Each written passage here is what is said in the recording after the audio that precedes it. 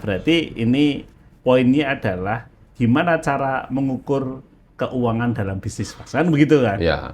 Saya kira penting banget. Iya. Gimana cara menetapkan target-target dalam keuangan Dengan di perusahaan. mempertimbangkan data historical. Ya, kan, kira-kira ya. gitu. Ya, Jadi kalau kita itu tidak punya data tentang titik terendah, titik tengah, dan titik tertinggi, maka kita nggak pernah tahu kapan kita mencoret atau mengeliminasi.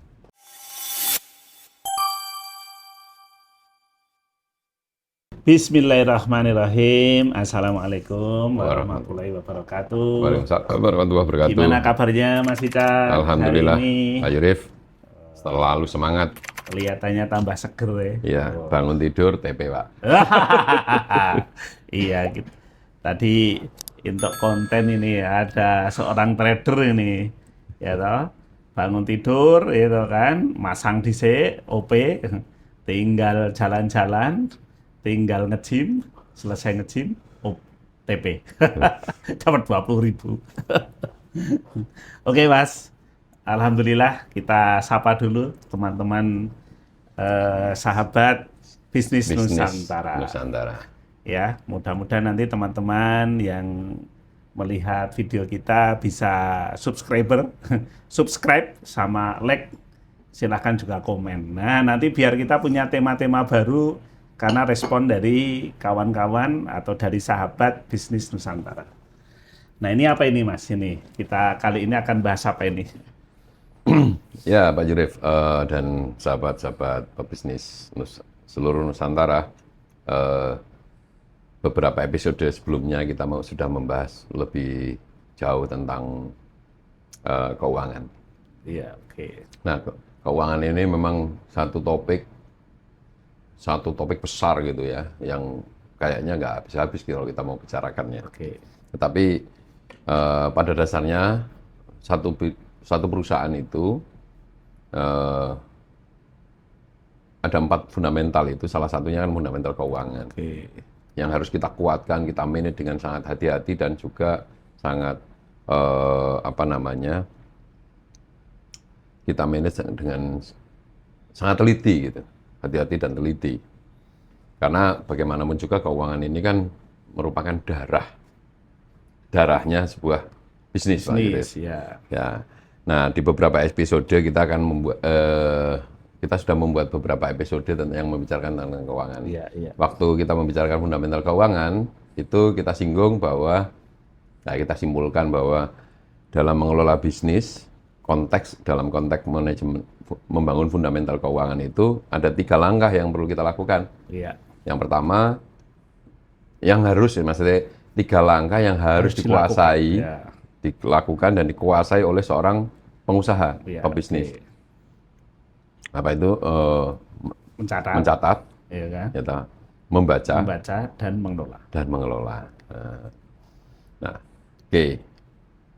Beberapa episode sebelumnya kita juga sudah ini mulai dari mencatat. Kemarin kita sempat membahas soal proses pencatatan secara detail. Ya detail, lebih jauh gitu. Tapi ya saya kira untuk lebih jauh lagi kita mesti simulasikan ya Pak Yurif ya. Lalu sedikit kita membahas soal membaca laporan keuangan, mulai membaca neraca, membaca rugi laba, dan membaca cash flow. Ya. Nah, hari ini mungkin kita menarik kalau kita membahas soal bagaimana memanage-nya. Ya, oke. Kalau bicara soal manajemen Pak, memanage ya, mengatur itu, ada satu kaidah penting ini sebelum kita mau sok-sokan mengatur sesuatu gitu kan. Oke, ya. Ada kaidah yang saya yakini itu nggak bakal bisa diatur satu hal itu kalau nggak bisa diukur. Ya, itu kaidahnya dulu. Maka yang harus dipastikan kita sudah punya ukuran-ukuran. Berarti kalau ingin mengatur harus bisa terukur. Bisa mengukur. Gitu ya, Mas ya. Jadi atau kebalikan, kalau kita mau mengatur harus bisa diukur gitu ya. Nah, berarti ini poinnya adalah gimana cara mengukur keuangan dalam bisnis, Mas. Kan begitu kan? Ya. Nah, itu dulu mungkin ya. Ukuran-ukuran dalam keuangan itu kemarin sudah sempat kita bahas ya. Ya, dibahas ya. Ukurannya ya di laporan finansial itu yang standar. Ya, ukuran-ukurannya. Ukuran standarnya ya rugi laba rugi, neraca dan arus kas. Terus ukuran-ukuran pendukungnya, ya laporan penjualan, laporan pembelian, laporan inventory, laporan pendukungnya yang lain. Itu semua kan ukuran, Pak. Ya. Nah, ukuran ini kemudian kalau dikatakan ini terukur, gitu, itu bisa dikatakan ini terukur. Tujuannya apa? Untuk bisa membuat satu kesimpulan. Statusnya. Statusnya. Misalnya kalau ukuran panjang pendek itu berapa senti, berapa meter, berapa kilometer gitu. Kalau statusnya ini panjang apa pendek? Nah, ukurannya berhasil atau tidak? Kalau gitu. uang? Nah, uang ya gitu. Kemarin sempat kita, kalau misalnya dari sisi cash flow gitu, cash flow-nya positif apa enggak? Positif artinya ada saldonya apa enggak? Gitu. Ukuran profitabilitas gitu, profitnya positif apa negatif? Gitu. Setelah menguntungkan, negatif, kalau positifnya nanti berapa persen? Ya, berapa persen. Nah, berapa persen itu sesuai dengan atau berapa rupiah atau berapa persen, itu tergantung satuan yang kita mau pakai, lah. Nah, apakah sesuai dengan apa yang kita harapkan? Atau yang kita rencanakan ya, rencanakan atau kita harapkan atau kita targetkan? Kalau kita targetkan, ya. Nah, oke. Dalam konteks memanage keuangan ini, maka menentukan ukuran-ukuran ini penting. Menentukan target-target ini penting. Berarti pembicaraan kemarin itu bagian dari sebenarnya kita melihat ukuran-ukuran itu. Ukuran-ukuran, mencatat itu kan dalam rangka mengukur. Mengukur. Lalu membaca ini supaya bisa menyimpulkan ukuran kita itu bagaimana. Nah, kemudian diatur. Gitu. Nah, maka ini kan semua dalam konteks memanage kan. Ya. Maka dalam hal penting dalam manajemen keuangan adalah membuat target-target ukuran atau membuat target-target, atau biasa kita istilahnya kan target ya. Target di dalam bisnis itu. Tapi secara filosofik itu sebenarnya bagaimana kita membuat ukuran-ukuran. Target itu bagian dari ukuran itu sendiri ya, Mas? Target itu kan yang kita harapkan.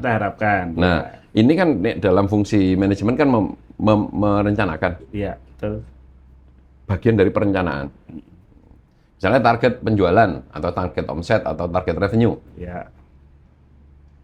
Nah, ini sudah ada 3 istilah, ada target omset, target penjualan, target revenue gitu ya.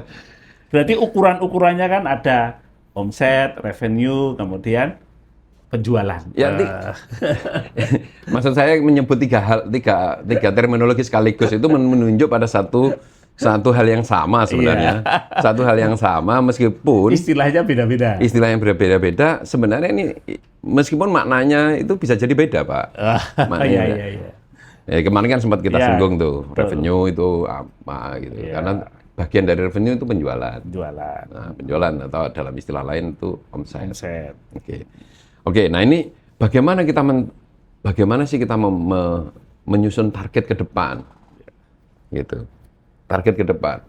Kalau kita belum punya catatan historical, catatan sebelumnya, itu mungkin kita hanya bisa mengasumsikan, harapan kita berdasarkan analisa peluang yang ada, misalnya gitu. Yang bisa kita pakai kan analisa peluangnya, Pak.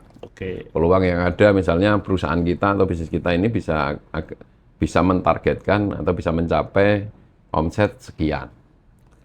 Kalau belum punya historical, artinya belum ada kenyataannya, baru berdasarkan asumsi peluang yang ada, berdasarkan data-data riset pasar, yang kemudian disimpulkan peluangnya sekian.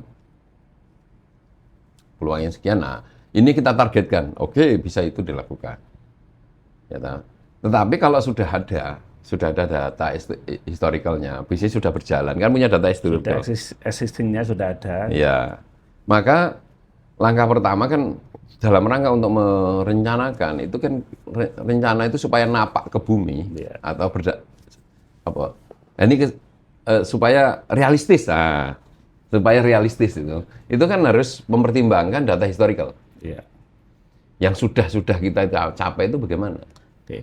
Berarti mungkin gini Mas, biar kita itu memahami ya atau pemirsa memahami. Di dalam manajemen keuangan atau memanage keuangan itu kan bagian dari namanya seni ya, mengelola keuangan. Nah, diawali dari gimana cara menentukan target-target keuangan itu. Kan tadi Mas Wicak dah Spill. Tapi mungkin bukan dari nol Mas, ya kan? Nanti kalau dari nol mungkin sendiri ya, tapi memang sudah ada, ya sudah jalan, ada yang 2 tahun, 3 tahun, 4 tahun gitu kan. Itu gimana caranya itu Mas? Nah, oke. Biar tidak apa ya? Kayaknya sampoknya sementing penjualannya sekian, gitu lah, omsetnya sekian. Mimpi kan boleh setinggi langit, Pak. Tapi harus nampak ke bumi, kan? Iya. Gitu loh. Itu saya kira penting banget.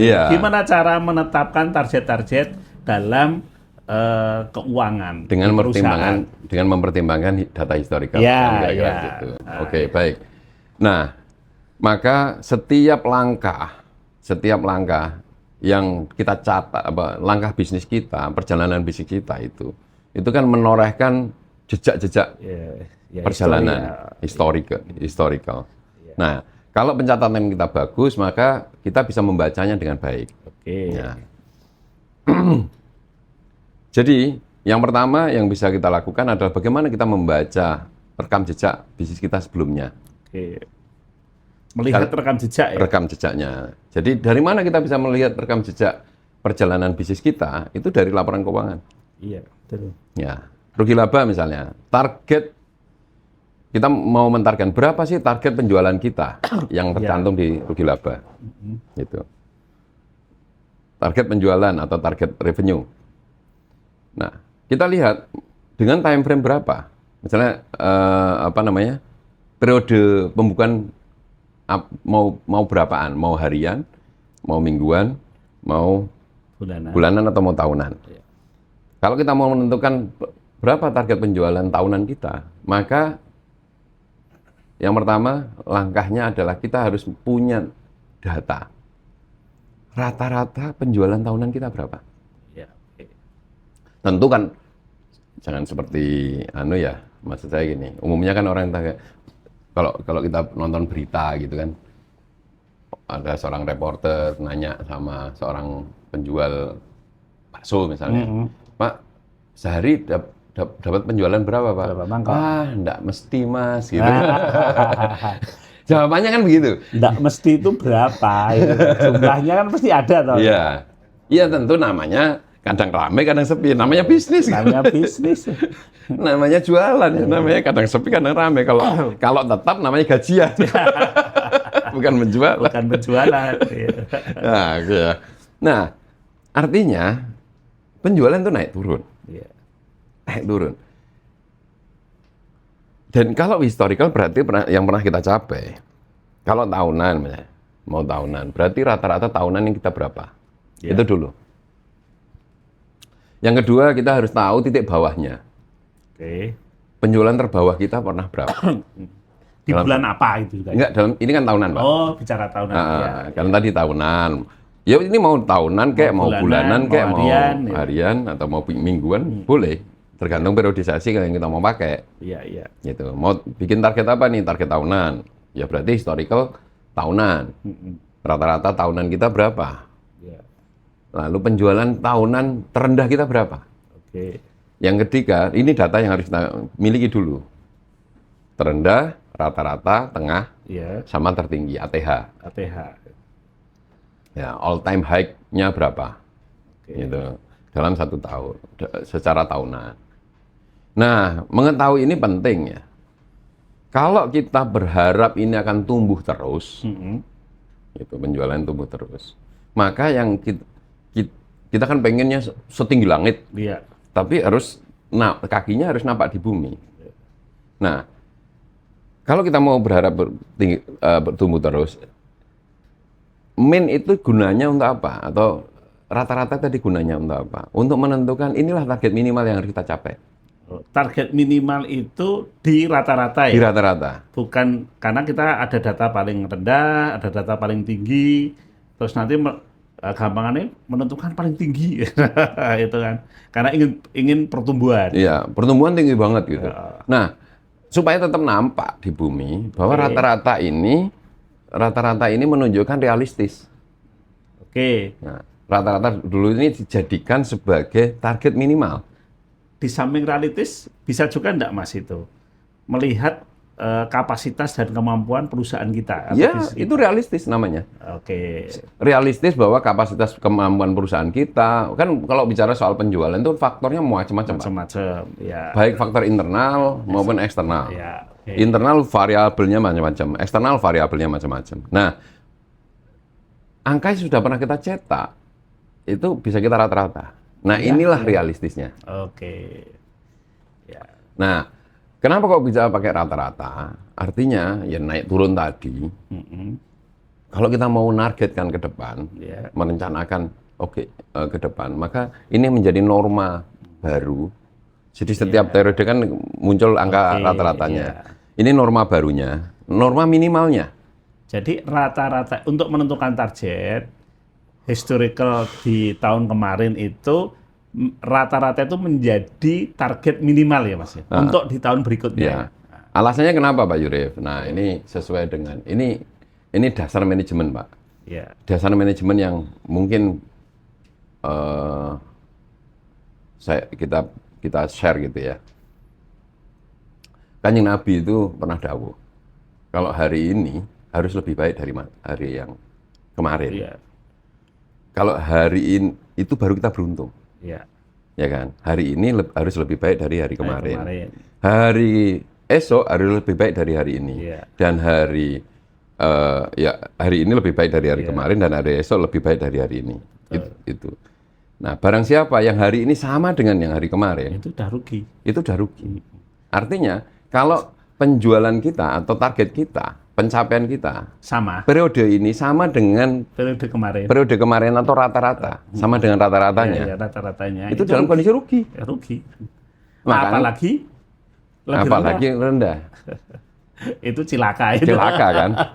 Nah, oleh karena itu berdasarkan dalil ini kan dalil manajemen ini, Pak. Berdasarkan dalil ini, maka kita bisa menentukan angka rata-rata pencapaian yang sudah historical kita capai ini jadikan minimal. Iya, jadikan standar minimal. Supaya kita nggak rugi. Iya. Wong minimal aja, iya namanya rata-rata. Ya, rata-rata itu kita jadikan minimal. Oke. Nah,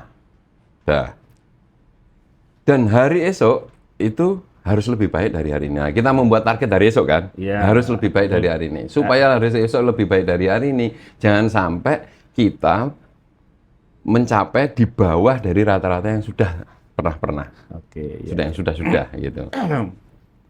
Nah, ya, saya kira ini mudah dipahami ya, mudah dipahami. Terus yang kedua, kenapa kita perlu data ATH? Iya. Titik puncak yang pernah sepanjang waktu kita pernah lampaui. Oke. Ya, dengan apa namanya? Fakta atau kenyataan bahwa namanya bisnis kan naik turun ya. Iya. Naik turun. Pernah tinggi banget. Ya, pernah rendah banget ya. Nah, pernah rata-rata. Nah, apa yang sudah kita pernah lampaui itu harus menjadi sesuatu yang biasa kita lampaui. Bukan lampaui. Apa yang pernah kita capai, titik puncak tertinggi yang pernah kita capai, harus kita biasa mencapainya. Yes. Kan gitu. Yes. Baru ada pertumbuhan. Oke. Misalnya gitu, rata-ratanya 1M, tapi pernah 2M. Artinya realistis, kita pernah 2M. Berarti pernah punya kemampuan ya di bisnis kita itu sampai di situ ya. Di puncak itu pernah. Ya, meskipun baru sekali. Iya. Ya. Nah, yang sekali ini harus menjadi kebiasaan. Oke. Sehingga ATH ini ini sebenarnya kalau di korelasikan dengan dalil Fibonacci atau dalil-dalil ilmu statistik yang lain, termasuk dalil psikologis, itu masuk. Okay. Ya. Kalau saya target itu ATH ini akan saya jadikan sebagai target pencapaian. Okay. Target yang realistis. Kenapa realistis? Karena pernah mencapainya. Itu ya realistis. Puncak pencapaian kita segitu dan pernah kita sampai situ, ya itulah yang akan kita targetkan untuk periode ke depan. Iya, oke. Ini target realistis namanya. Nah, tapi kan kita pengen yang lebih dari tinggi, itu, ya. Gitu kan. Gimana kita mau melampaui itu? Ya kita capek itu dulu jadi kebiasaan. Maka ini namanya target realistis. Iya. Lalu boleh nggak kita berkeinginan, berimajinasi atau berharap melampaui, atau misalnya pernah 2M tapi rata-ratanya 1M. Boleh nggak kita berharap 10M? Boleh. Nggak ada yang larang. Cuma realistis enggak? Cuma realistis enggak. Iya. Capaian yang imajinatif tadi, harapan imajinatif tadi, itu kita bisa pakai itu sebagai capaian obsesi. Oke. Kalau saya mengistilahkan gini, Mas, untuk kita mencapai dalam titik tertentu atau lebih tinggi lagi, ya kita harus memantaskan dulu kan, memantaskan dari semua tim, semua faktor-faktor untuk bisa sampai di situ, Mas. Ya, kalau itu, bahasa yang benar saya sampaikan. Itu how to-nya, Mas. Itu how to-nya. Gimana caranya untuk ke situ. Tetapi konteksnya ini kan kita mau merencanakan, menentukan. Iya.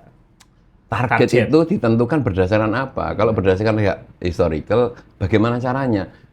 Caranya adalah capaian tertinggi yang pernah kita capai, itulah sebenarnya target yang harus kita capai. Sehingga nanti untuk menjadi rata-rata. Untuk menjadi rata-rata baru. Gitu loh. Oke, untuk menjadi rata-rata baru. Sehingga kalau itu disiplin dilakukan, Pak, maka rata-ratanya akan bertumbuh. Target minimalnya. Iya. Nah, target minimal yang min tadi, itu harus menjadi titik coret lah istilahnya. Bahasa tipnya itu titik coret. Kalau sampai melampaui di bawah itu, di bawah rata-rata, berarti ini nggak something kurang, dan baik itu timnya nggak kompeten atau something manajemennya gagal. Kan lebih buruk dari sebelumnya. Artinya apa? Cilaka. Gitu. Nah, barang cilaka ya udah. Ya harus ditinggalkan. Masuk barang cilaka cilaka. Oke. Nah, terus apa gunanya titik terendah tadi? Kan ada titik tengah, ada titik tertinggi, ada titik terendah dong. Ada apa gunanya? Nah, kalau lebih buruk, kita pernah mencapai titik terendah dan kita sampai ke titik terendah lagi. Iya. Itu target eliminasi. Target tereliminasi. Ya, target eliminasi. Jadi kalau mau target pertumbuhan ya biasakan sampai ke ATH terus. ATH terus, ya. ATH di break. Iya. Kalau mau turun ya bottom break. Nah, kalau kita itu tidak punya data tentang titik terendah, titik tengah, dan titik tertinggi, maka kita nggak pernah tahu kapan kita mencoret atau mengeliminasi. Apa yang kita mau?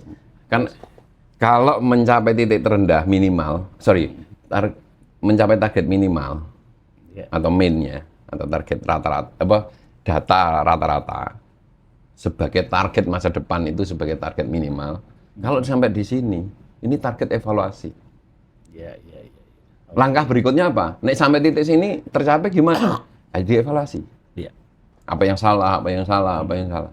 Tapi kalau kenyataan kemudian di periode kemudian ternyata kita sampai titik yang terendah dari masa lalu. Gitu. Itu eliminasi. Iya. Itu baru poin gimana caranya menentukan target di tahun berikutnya. Ya. Nah, ini hal penting Pak Yurif, saya kira.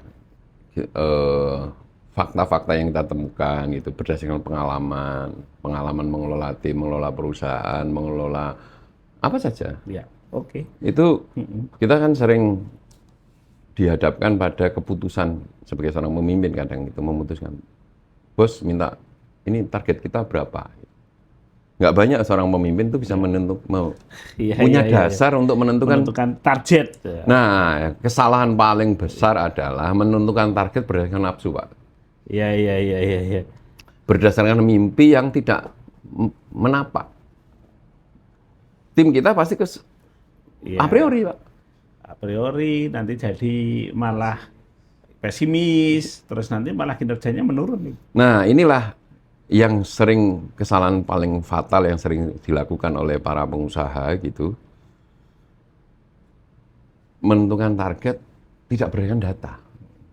Yang penting pokoknya meningkat 1000 kali lipat, 100 kali lipat, 10 kali lipat.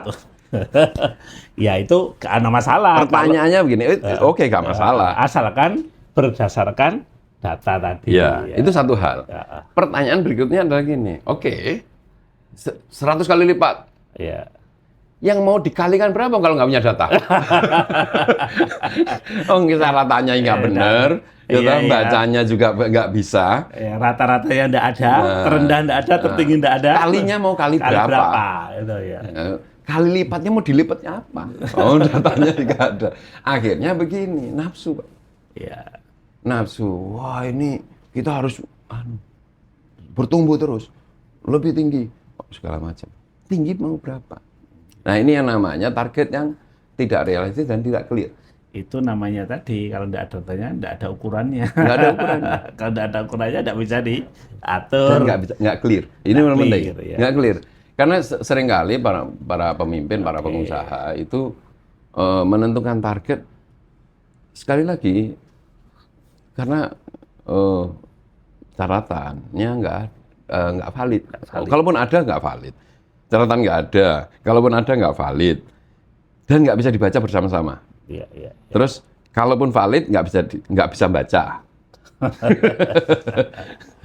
Oke. Kalaupun bisa baca, nggak bisa manage. Nah, salah satu aspek manage tadi ini. Ya. Kan dalam teori manajemen, fungsi manajerial adalah perencanaan. Oke. Itu langkah pertama kan perencanaan. Untuk merencanakan sebuah bisnis harus bisa menentukan targetnya berapa. Oke.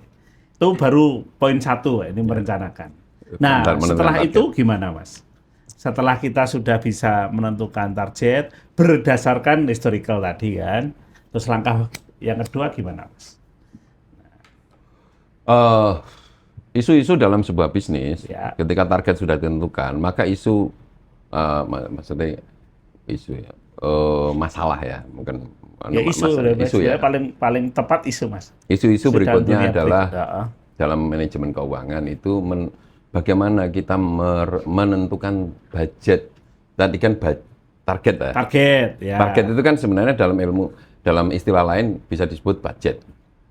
Oh, target itu juga budget penjualan kita. Target penjualan kita. Tapi istilah budget itu sering kali digunakan untuk membicarakan soal biaya kan. Gitu. Seolah-olah itu hanya biaya gitu. Oke, nggak apa-apa. Nah, tadi target penjualan. Demikian kalau sudah bisa menentukan target penjualan, ya Pak, target revenue, maka kita harus bisa menentukan dalam laporan rugi laba itu dengan metode yang sama kita menentukan target COGS-nya. Oke. Iya kan? Iya. Target COGS-nya. Berarti ini baru menentukan target penjualan. Sekarang gimana cara menentukan target COGS? Caranya sama. Demikian juga di bawah COGS kan ada biaya operasional dan banyak item-itemnya. Sampai sedetail mungkin. Ya, kemarin udah dikit ya. Nah, biaya operasional, baik operasional kantor, operasional penjualan, biaya yang menyertai penjualan, biaya tidak langsung maupun tidak langsung. Nah, kalau kita punya data tadi, terendah, tertinggi, dan mainnya atau rata-rata terendah rata-rata ini kan ilmu statistik yang paling basic Pak. Iya betul. Nah. Statistik aja ini. Statistik yang paling basic lagi. Iya. ini ya namanya pengusaha ini kan ya pikirannya rapat-rapat kanggo gitu Pak. Nggak harus tinggi-tinggi ilmunya gitu kan. Ilmunya basic aja gitu. Itu tingkat SMP aja udah bisa seharusnya. Ya kan? Kesulitannya tadi mendapatkan data yang valid itu. Itu yang sulitnya. Sebenarnya kalau ilmunya kan sederhana. Statistik yang sederhana. Sing rumit itu enggak ada datanya. Oke. Nah, demikian juga caranya ketika kita mau menentukan COGS-nya sehingga menentukan gross profit kita berapa. Ya, oke. Biaya operasional juga begitu. Nah, disinilah nanti kalau dalam manajemen dikaitkan dengan manajemen people juga. Manajemen keuangan yang dikaitkan dengan manajemen people. Maka misalnya nih, dalam biaya operasional ada biaya transportasi. Misalnya ada biaya transportasi lah. Atau biaya apa? Operasional. Sorry. Oh, nggak usah. Nggak usah, nggak apa-apa. Ini memang ngobrol itu kan. Kalau ada telepon yang masuk. Jadi, oke. Dalam catatan laporan keuangan laba rugi itu kan ada biaya operasional dan biaya operasional itu ada biaya marketing, biaya tenaga kerja dan ada operasional umum gitu atau operasional kantor gitu kalau kita kategorikan dalam 3 kategori besar gitu ya. Nah, selama ini mungkin ya isu-isu teman-teman yang selama ini di digital marketing itu biaya berapa sih budget untuk iklan? Ya. Budget iklan, budget ini budget marketing yang lain gitu. Nah, ini bisa didistribusikan dengan metode yang sama. Bisa ditentukan dengan metode yang sama. Ya. Budget iklan. Bahkan sampai di budget atau biaya transportasi. Yang nanti itu bisa digunakan oleh sopir-sopir atau Mas, biar lebih walaupun nanti perlu simulasi ya tadi yang disampaikan Mas Wicak ya, kalau disampaikan secara gambar itu agak susah. Cuma gini Mas, ini kan terkait dengan budget. Kira-kira item dalam menentukan budget itu apa saja, Mas? Maksudnya kan item apa saja yang dibudgetkan? Kan misalnya contoh budget COGS, item-itemnya apa saja gitu kan. Tadi kan menentukan COGS. Itu satu misalnya. Terus menentukan budget dalam sebuah perusahaan gitu loh kan. Jadi ada di-spill misalnya untuk operasional, untuk marketing. Ini kadang-kala pembisnis itu belum banyak yang tahu itu, Mas. Nah ya, di laporan laba rugi, pos atau rekening-rekening pokoknya, itu kan satu revenue, yang kedua dikurangi COGS. Nah, revenue dikurangi COGS ini jadi gross profit. Nah, dengan metode yang sama itu bisa kita tentukan target-target yang kita capai. Ya kan? Nah, demikian juga dengan biaya operasional dan lain sebagainya. Itu item pokoknya kan item pokok di dalam laporan laba rugi. Nah, berdasarkan laporan laba rugi inilah kita bisa membreakdown semua item itu bisa kita targetkan, Pak. Kita budgetkan. Termasuk target pembiayaan. Biaya operasional, targetnya nggak maksimal harus sekian. Nah, lalu ini yang mungkin relate ya isunya itu. Membedakan antara ayam dulu apa telur dulu dalam membicarakan. Kalau kita mau penjualan kita naik, biayanya ditentukan berapa? Duluan atau dibiayai dulu atau biaya ini mengikuti omset kan gitu kan? Penjualan ya. Terus ada biaya yang tidak menyertai penjualan atau biaya tetap biasanya. Biaya tetap itu ada biaya variabel, ada biaya tetap gitu. Nah, ini perlu dipilah. ini di luar konteksnya sudah tidak soal rugi laba, ini bicara manajemen keuangan. Manajemen keuangan di dalamnya ada manajemen pembiayaan.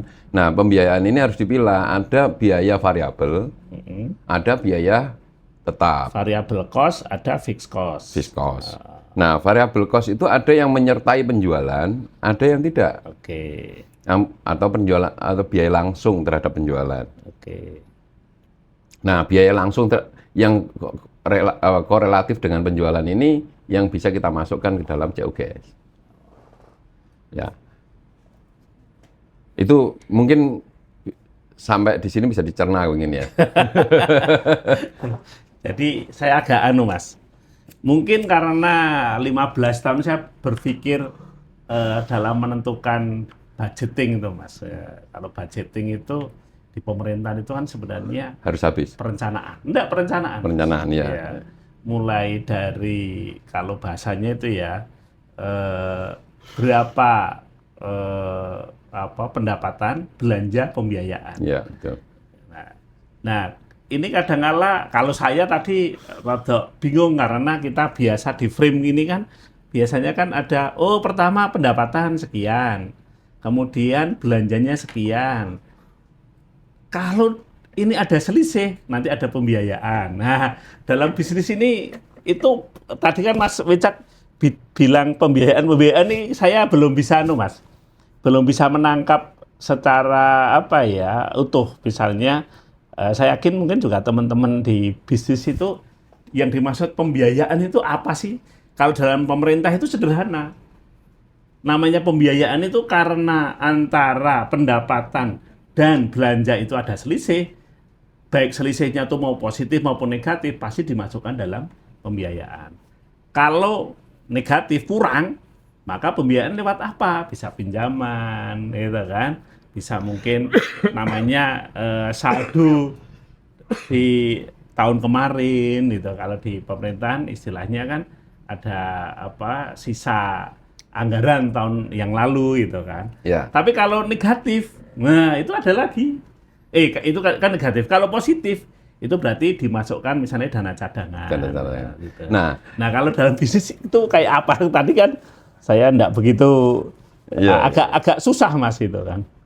Ya ini Pak, dalam terminologi atau dalam paradigma berpikirnya pemerintah itu kan berbeda sedikit dengan bisnis ya. Karena bisnis itu targetnya adalah profit. Tujuannya kan menghasilkan keuntungan. Sedangkan pemerintah kan nggak boleh cari keuntungan. Dan harus habis. Harus habis gitu kan. Maka terminologinya mungkin agak sedikit berbeda. Istilah tentang pembiayaan ini. Nah, kalau yang Pak Wijurif bicarakan tadi dalam terminologi pemerintah, manajemen keuangan pemerintah gitu. Pembiayaan itu mungkin kebetulan saya belum pernah berada di situ kan. Tapi saya bisa memahami apa yang Pak Wijurif ceritakan tadi. Istilah pembiayaan yang Pak Wijurif singgung itu merujuk pada ketersediaan dana atau ketersediaan kas. Gitu. Karena pembiayaan itu untuk menyeimbangkan antara belanja dan pendapatan. Betul. Ya kan?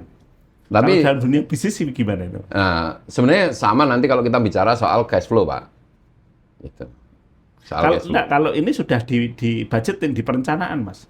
Belum. Tadi loh, kalau Mas Wicak antara telur dulu Pak ayam dulu gitu loh. Betul. Nah, makanya tadi kan kalau dalam pemerintah istilah pembiayaan ini kan terkait atau merujuk pada ketersediaan dana. Betul. Iya kan? Ketersediaan dana. Ya, kalau dananya kurang disebut pembiayaan.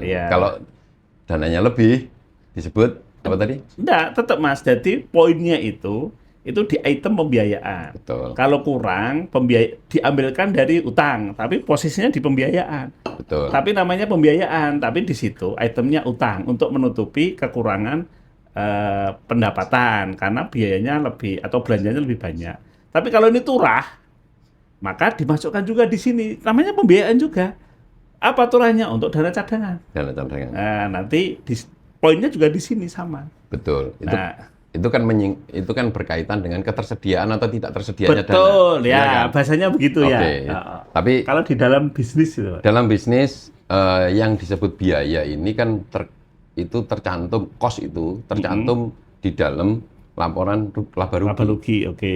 Oh, semua dalam laporan laba rugi itu dinamakan pembiayaan, bukan? Iya. Dalam catatan laporan laba rugi itu kan ada omset, Pak. Omset, oke. Revenue, ya kan. Oh, ada Ada COGS. Oke. Ya kan. Lalu COGS kan gross profit. Betul. Nah, gross profit dikurangi apa? Ya, operasional. Operasional apa? Cost kan? Cost, ya. Nah, operasional cost atau biaya operasional. Biaya operasional. Nah, topik diskusi kita tadi menentukan target atau budget untuk mencapai target tadi. Target penjualan tadi, berapa sih biaya, cost, operasional cost yang dibutuhkan? Yang kita targetkan. Oke. Itu bisa dikatakan biaya yang ditargetkan itu baik fixed cost maupun variable cost, Pak? Iya. Oke. Ya. Menentukan, target biaya operasional kita untuk bisa mencapai target penjualan kita, itu yang kita targetkan tadi, itu berapa? Yes. Nah. Ini memang kalau membayangkan itu agak susah, nanti perlu ada simulasi. Tapi tidak mungkin di dalam forum ini. Nanti bisa tindak lanjutnya, nanti ada pelatihan. Oke. Ya, Mas. Iya kan? Ya. Karena untuk bisa menghasilkan sederhana dalam laporan laba rugi yang sederhana, itu kan ada itemnya kan cuman omset, COGS, gross profit, operational cost, terus net profit. Nah, termasuk berapa sih target net profit kita? Oke. Nah, kan ini semua harus relate, harus make sense kan, Pak? Make sense, ya.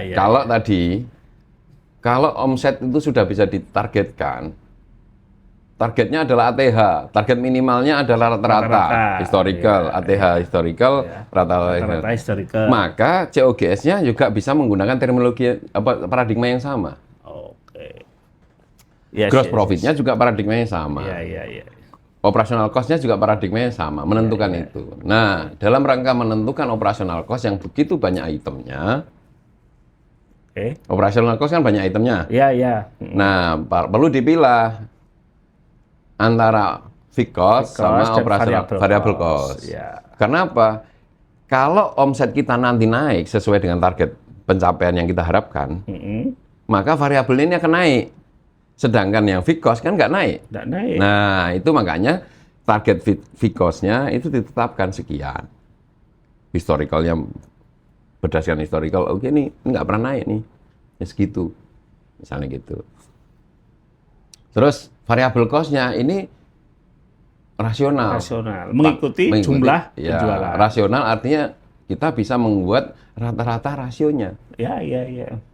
Misalnya biaya operasional, biaya marketing historical kita pakai 10% dari omset.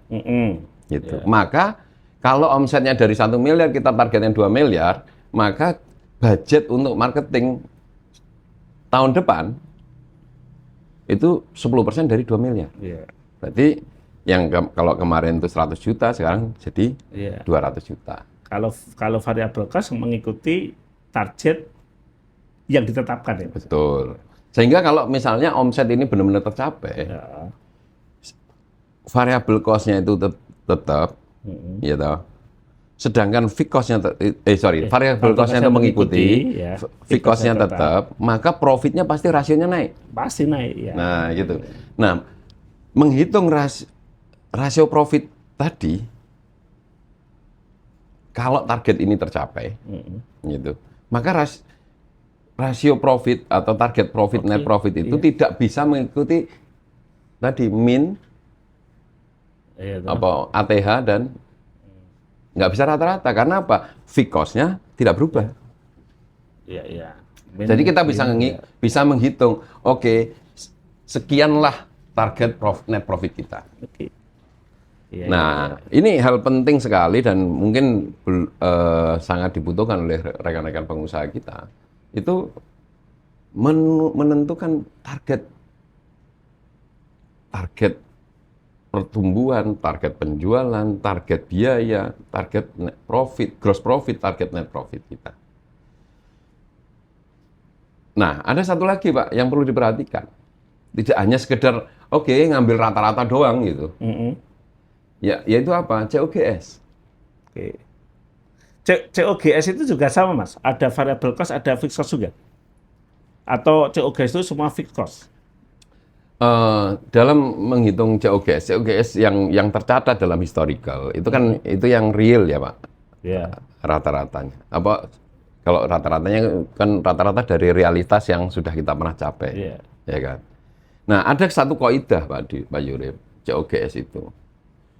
Ketika omset kita naik, berarti volume jumlah SKU yang kita jual kan naik dong. Meningkat ya, naik. Nah, COGS-nya rasionya harusnya turun. Lebih rendah, ya. Rasionya harusnya turun. Gitu. Jadi nggak hanya serta-merta terus kalau omset tadi dibikin targetnya rata-rata, target minimalnya rata-rata, sudah kita punya target, lalu rasio historicalnya COGS-nya itu katakanlah COGS-nya 50%. Kalau omset kita naik, berapa sih budget untuk COGS? Apakah 50%? Iya, kalau naik ya turun COGS-nya. Ya, seharusnya gitu. Seharusnya turun. Logiknya adalah turun. Nah, kalau naik ada problem tadi. Nah, kalau tetap rata-rata yang kebanyakan teman-teman pengusaha ini terus dengan sederhana, dengan terlalu prematur, kalau historicalnya 50%, maka kalau ini naik, yang kita harapkan naik ya, target periode ke depan itu naik, anggaran yang kita patok untuk COGS tetap 50%. Ya, oke. Nah, itu boleh dibilang kurang tepat. Kurang tepat. Ya. Maka tepatnya gimana? Lihat historicalnya. Rasio-rasionya. Ketika historical mungkin sudah punya data yang cukup panjang, maka historicalnya laju penurunan COGS ini berbanding terbalik dengan laju pertumbuhan omset. Berapa lajunya? Maka kita akan ketemu tuh. Ya. Nah, ini sekali lagi itu juga ilmu statistik yang sederhana sebenarnya. Yang perlu simulasi kalau itu. Kalau tidak disimulasikan bayangnya itu agak susah. Nah, terus apa akibatnya Pak Yurif kalau kita nggak bisa menghitung itu? Nah, kesalahan manajemen nanti menentukan misalnya COGS-nya dibikin tetap. COGS-nya tetap 50% misalnya kan. Nah, akibatnya apa? Terus masalahnya apa kalau tetap 50%? 50%. Itu. Masalahnya adalah ketika seharusnya itu turun, tapi tidak turun karena kita maklum itu, karena targetnya atau budgetnya tadi COGS-nya 50% tidak turun, maka kita pada dasarnya saat itu tercapai dan tetap ya pertumbuhannya itu 20% misalnya, tetapi COGS-nya itu seiring juga naik 20% dong. Iya. Seiring dan pertumbuhan dong. Karena sama-sama 50%. Artinya produktivitas tim produksi kita itu inefisien. Iya kan? Iya. Logiknya kan begitu. Nah, kita sebagai manajer begitu melihat dashboard laporan keuangan, ini ada yang nggak masuk akal. Harusnya omsetnya naik, COGS-nya rasionya harusnya turun. Ya, nah, kalau tetap atau apalagi naik, kita tahu apa yang harus kita perbaiki. Betul. Gitu. Betul. Nah, itu fungsi pentingnya target dan budgeting ini sebagai fungsi untuk menjalankan fungsi kontrol manajemen. Iya.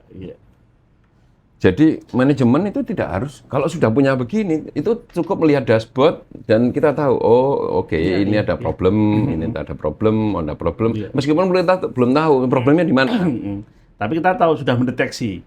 Problemnya di mana. Problemnya. Jadi sudah ada alarm karena rasio-rasionya tidak rasional. Syukur kalau kita bisa tangani sendiri. Tapi kalau nggak bisa ditangani sendiri, kita tahu bengkel mana yang kita datangin. Itu penting itu. Iya. Nah, itulah fungsinya laporan keuangan, Pak. Ya, untuk menjalankan fungsi manajerial.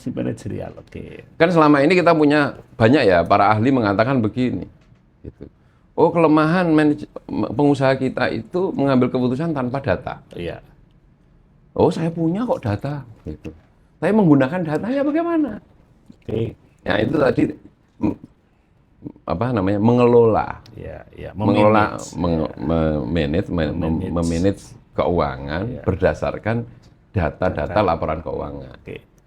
Sebenarnya sederhana aja. Saya nggak sederhana melaksanakannya. Oke. Sehingga seorang manajer atau seorang direktur, CEO gitu, melihat angka-angka ini, yo bos, gagas ah, pokoknya omset, gitu kan.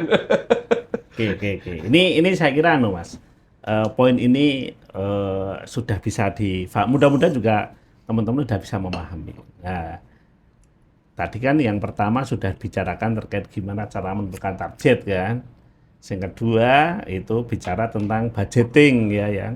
Hubungannya dengan ya tadi sangat perlu simulasi lah itu kan. Terkait dengan pembiayaan, terkait dengan target-target pembiayaan juga. Nah, berikutnya apa ini, Mas? Terkait dengan gimana isu yang mungkin bagaimana memanage ya. Nah, oke lah kita lanjutkan tadi yang soal laporan keuangan. Laba rugi. Okay. Nah, asumsikan sudah ada labanya. Ya, harus sudah ada. Ini namanya bisnis, masa enggak ada labanya ya. Pasti kita bicara gimana cara mengelola labanya gitu loh, Mas. Kalau sudah ada labanya, kalau enggak ada labanya enggak perlu dikelola. Oke. Kalau ada laba gimana ini? Kalau ada labanya atau ada ruginya, gitu. Maka harus di cross check dengan data angka yang ada di laporan yang lain. Oke. Nah, kita cross check dulu ke laporan cash flow. Nah, ini yang kadang-kala banyak pembisnis yang enggak. Ya kan? Ya. Jadi tadi historical kita punya sekian laporan dalam misalnya bisnis ini sudah berjalan 3 tahun gitu. Berarti kalau laporannya per bulan berarti sudah ada berapa 36 laporan keuangan. Laporan 36 bulan laporan keuangan. Laporan rugi laba. Sehingga kalau kita tarik rata-ratanya sudah bisa buat analisa apa yang akan terjadi di tahun berikutnya. Di bulan berikutnya, tahun berikutnya atau minggu berikutnya. Oke. Nah, kalau laba rugi itu sudah mengatakan ini rata-rata laba kita per bulan itu katakanlah 10 juta umpamanya gitu. Dan kita sudah beroperasi selama 3 tahun.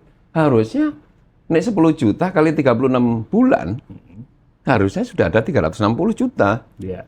Di rekening kita. Oke. Dilihat duitnya ada nggak gitu kan, di cross check ada nggak di saldo. Di saldo apa? Saldo cash flow. Cash flow-nya. Iya. Ada nggak saldo? Oh ada Pak, cocok, klop, oke. Ada nggak di rekeningnya gitu kan? Di buku banknya ada nggak? Kadang-kadang ini nggak match. Bukan kadang sering. Sehingga kalau nggak match gini, iya. Langkah berikutnya adalah gimana cara nge-match-kannya dulu. Memastikan berarti ada something wrong di sini. Tapi yang paling bisa dipercayakan ya saldo yang ada di buku rekening. Betul. Walaupun ada catatannya, oh ini laba. Itu yang sering dilakukan oleh pengusaha, Pak. Oke. Akhirnya apa? Nggak ada gunanya itu laporan laba rugi, nggak ada gunanya itu laporan cash flow. Yang nggak ada gunanya adalah rekening bank, gitu loh. Iya. Bullshit itu, nggak peduli aku, akhirnya nggak mau menutup mata, Pak. Itu juga nggak perlu juga ya? Buat apa dicatat tadi? Buat apa dibaca? Iya. Kalau fokusnya cuma ada di rekening. Nah, kalau ada selisih begini harus dicari dulu. Supaya apa? Langkah ke depannya itu tidak mengalami kesalahan yang sama. Supaya laporan keuangannya itu dibaca, dipelototi, dipikirkan, direncanakan, dikelola itu sudah real. Iya. gitu. Match. Ada uangnya, ya. ada angkanya. Jangan sampai angka doang nggak ada uangnya gitu loh. Itu kenapa kita belajar mencatat, belajar membaca, supaya kita bisa belajar mengelola. Yes. Nah, itu kan real sekali, Pak. Iya. Itulah perilaku umum dari seorang para pengusaha kebanyakan ya, pengusaha kebanyakan yang tidak begitu berarti spesial gitu. Nah, karena yang dilihat itu, aku nggak peduli itu mau omset berapa, sementing rekeningnya ada nggak yang bisa kelola. Nah, ternyata kok nggak klop, kemana ini duitnya? Nah, disitulah perlunya menganalisa. Untuk kita manage, ternyata apa? Kesalahan kita, investasinya kebanyakan. Duitnya lari ke investasi, duitnya lari ke inventory, duitnya lari ke piutang yang nggak tertagih, duitnya lari ke rekening pribadi dan sebagainya. Atau duitnya loss, dibawa kabur oleh siapa gitu. Banyak faktor. Nah, ini harus temukan dulu. Supaya angka-angka tadi relate dengan atau valid lah, bahasa akuntansinya atau bahasa keuangannya valid. Adanya valid atau tidak valid. Gitu. Dengan membaca laporan keuangan saja, Pak, seorang manajer atau seorang pengusaha itu sudah bisa membaca seluruh cerita bisnis kita. Iya. Karena ya bisnis itu hubungannya dengan uang yang paling pokok. Harusnya bisa membaca seluruh cerita bisnis kita. Apa yang dilakukan oleh OB, apa yang dilakukan oleh sopir, apa yang dilakukan oleh sales, apa yang dilakukan oleh advertiser, apa yang dilakukan oleh CS, itu bisa dibaca dalam laporan keuangan. Iya. Sehingga ini miss-nya ada di mana nih? Mana yang harus kita perbaiki? Nah, sehingga kita bisa membuat memanage dari seluruh proses, bahkan mungkin setiap orang yang ada di situ ya. Nah, jadi langkah berikutnya adalah setelah membuat target, langkah berikutnya adalah menganalisa, meng-cross check. Jadi kalau udah ada labanya di cross check. Harusnya sama dengan perubahan ekuitas di neraca. Di neraca. Di neraca ada perubahan ekuitas. Harus match nih. Mau laba mau rugi di sini harus tercatat.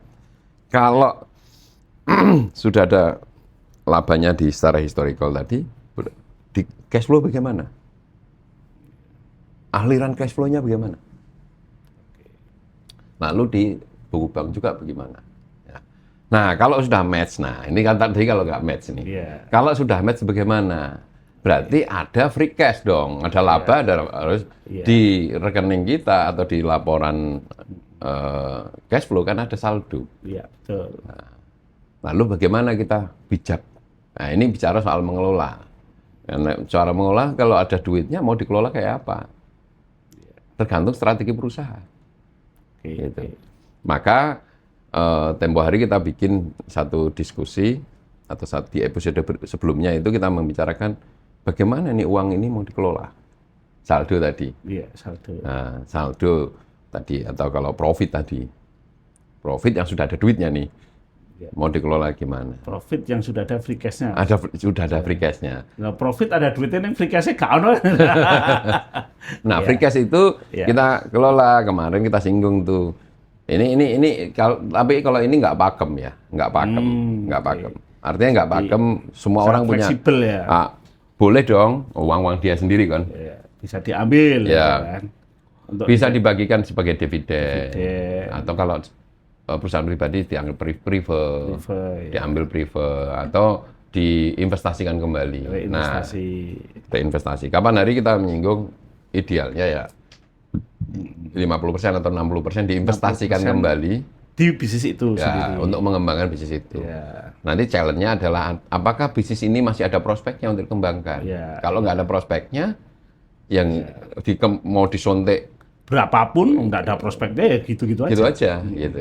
Maka kalau sudah bisnis ini sudah dianggap sebagai sudah mature, sudah nggak bisa dikembangkan lagi atau perkembangannya sangat lambat, prospeknya sangat minim lagi, atau belum menemukan celah untuk mengembangkan lagi, maka bisa diinvestasikan ke tempat lain. Misalnya nih, yang kemarin sempat kita singgung nih, ini satu perusahaan gitu, sudah punya free cash yang banyak, dan ada saldo ditahan atau keuntungan ditahan di situ 60%. Tapi kalau ini untuk pengembangan ini nggak butuh pengembangan. Nah, bisa bikin anak perusahaan baru, unit usaha baru, atau bisa beli saham perusahaan tempat lain, atau bisa beli saham di pasar modal dan lain sebagainya. Sehingga itu akan menjadi revenue stream baru. Gitu. Sisanya ya bisa dibagikan. Gitu. Itu sebenarnya di dalam kebijakan ya masing-masing pengelola bisnis ya sangat fleksibel itu. Ya. Nanti kalau di dalam tema investasi ada satu kaidah penting Pak Yurif. Yang ya tadi uang tadi itu. Uang itu mau diapain nih? Kaidah pentingnya adalah begini. Memang kesempatan itu tidak datang dari dua kali. Gitu. Ya, tapi bagi orang yang bagi perusahaan atau bagi orang yang pegang uang, kesempatan itu tiap datang berkali-kali. Tidak datang dua kali, datang berkali-kali. Kalau punya uang, datangnya berkali-kali. Cuman kesempatan yang sama memang tidak, bisa jadi tidak. Momentum yang sama tidak, variabelnya macam-macam.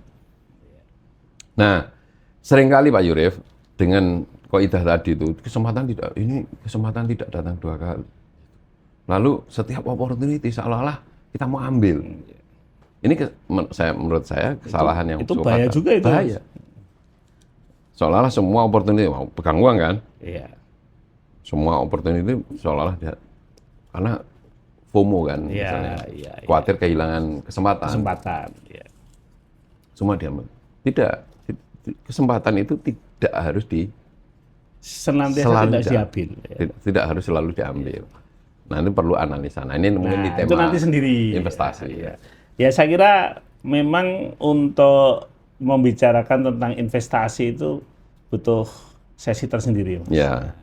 Tapi tadi saya kira secara umum sudah dikasih gambaran, ya mungkin masih gerambiang, masih belum bisa match pikiran dengan yang disampaikan, karena memang butuh simulasi, butuh contoh-contoh yang real. Kalau dalam dunia bisnis, apalagi bicara tentang keuangan, laporannya kayak apa, gimana cara menganalisanya. Misalnya tadi tidak match antara di buku rekening dengan di laporan raba lugi, itu gimana caranya cross check. Tapi intinya tadi yang disampaikan Mas Wicak, saya kira kok di dalam mengelola sebuah bisnis, mulai dari menentukan target, budgeting, gimana kalau sudah ada free cash gitu kan. Nah, setelah free cash pasti nanti kita bicara tentang investasi. Nah, atau mungkin masih ada yang butuh Saya kita perlu mengingatkan kembali Pak Yurif, kalau hal paling pokok dalam manajemen itu kan perencanaan. Kalau kita bisa merencanakan dengan berbasis data-data yang realistis dan valid, itu, maka fungsi manajemen berikutnya kan eksekusinya atau melaksanakannya bagaimana. Nah, seringkali orang itu fokusnya digas saja atau laksanakan aja. Kalau kita nggak punya perencanaan yang bagus, nggak punya barometer, nggak punya ukuran tercapai, nggak punya batasan-batasan dalam pelaksanaan, tadi ya nggak punya target, nggak punya budget gitu, maka perjalanan bisnis kita juga tidak termanage dengan baik. Otomatis itu.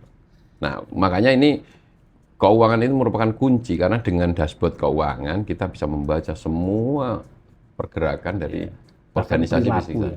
Perilaku bisnis kita. Perilaku bisnis kita bisa dibaca, kalau bisa baca, Pak. Ya. Nah, gimana kita mau membaca aja susah. Gimana cara mengelola? Mau caca tidak bisa. Oke. Nah, yang ketiga, kita perlu mengingatkan Pak Yurif ya.